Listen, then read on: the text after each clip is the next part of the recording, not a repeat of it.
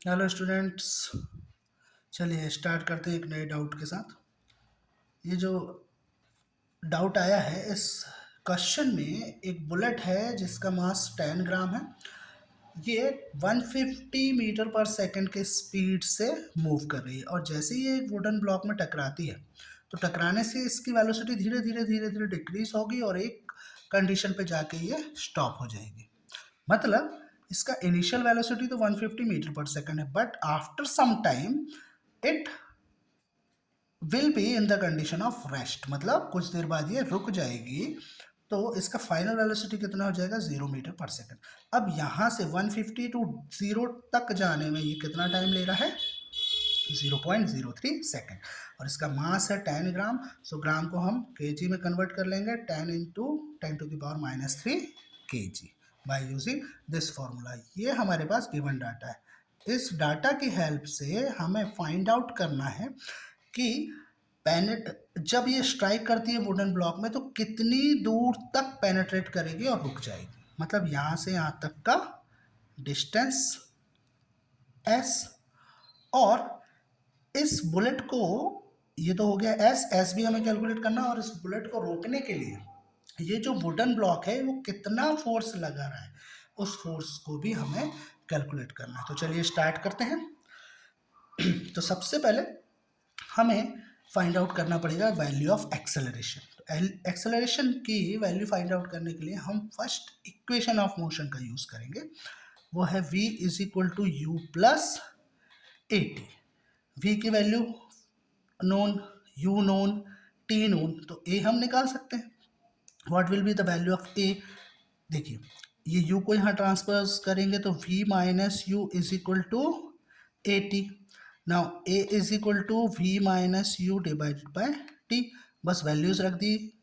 v का value 0, u का value -150 divided by 0.03।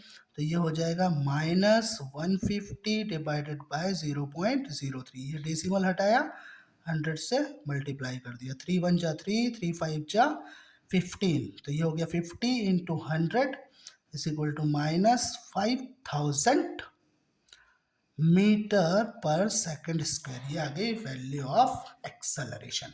अब फटाफट से जैसे एक्सेलरेशन पता चलता है हम ये डिस्टेंस निकाल लेंगे कि ये कितनी डिस्टेंस तक पेनिट्रेट करेगी उस वुडन ब्लॉक पे। इसके लिए हम यूज करेंगे third equation of motion, that is v square is equal to U square plus 2as। ठीक है, यहाँ पर v नोन है, u नोन है, a नोन है, हमें फाइंड आउट करना है s की वैल्यू। v की वैल्यू है 0 इज इक्वल टू u की वैल्यू 150, तो 150 इंटू 150 क्यों लिखा है दो बार? बिकॉज स्क्वायर है। नाउ प्लस 2 इंटू a का value -5000 into s।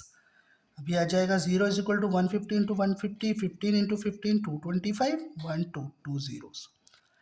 Plus into minus, -2 into 5000 10,000 s। ये 10,000 s को यहाँ ट्रांसपोज कर लेंगे तो 10,000 s is equal to 225,000। So s equal to क्या हो जाएगा? 225,000 डिवाइडेड बाय 10,000, 1212। वैल्यू आ जाएगी हमारे पास 2.25 मीटर। मतलब ये बुलेट स्ट्राइक करने के बाद 2.25 मीटर की डिस्टेंस ट्रैवल करने के बाद क्या हो जाएगी? रुक जाएगी स्टॉप कंडीशन में। अब ये रुक क्यों गई? क्योंकि वुडन ब्लॉक ने इसको रिवर्स डायरेक्शन में एक फोर्स लगाया और इसीलिए एक्सेलरेशन की वैल्यू नेगेटिव आई है, क्योंकि यहाँ पर एक्सेलरेट नहीं कर रहे हैं बुलेट को, क्या कर रहे हैं? रिटार्ड कर रहे हैं। अब वुडन ब्लॉक जो इस पे फोर्स लगा रहा है उस फोर्स की वैल्यू भी हमें फाइंड आउट करना है। तो देखिए, ये तो हो गया हमारा first answer. Now F is equal to क्या होता है? M into A. तो force is equal to mass कितना है? 10 into 10⁻³ kg। 10 into 10⁻³ into acceleration की वैल्यू ये है हमारे पास -5000। तो ये देखिए, ये क्या हो जाता है? 10 इंटू 10⁻, ये सबसे पहले तो ये आ जाएगा आंसर पूरा नेगेटिव में 10⁻³ इंटू 5000, ये क्या हो जाएगा -10 इंटू 5000। अब ये 10⁻³ -3 है, इसको नीचे ले जाएंगे तो 10⁻³ हो जाएगा, ठीक है। और ये हो जाएगा -10 इंटू 5000 डिवाइडेड बाय 123। क्लियर है, ये 1230 से 1230, so the final value of F will be -50 और यूनिट हो जाएगी newton, because newton is the SI unit of force.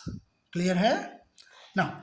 मैंने हर बार कहा है कि एट लास्ट आपको आंसर पुट करना है, answer will be equal to distance of penetration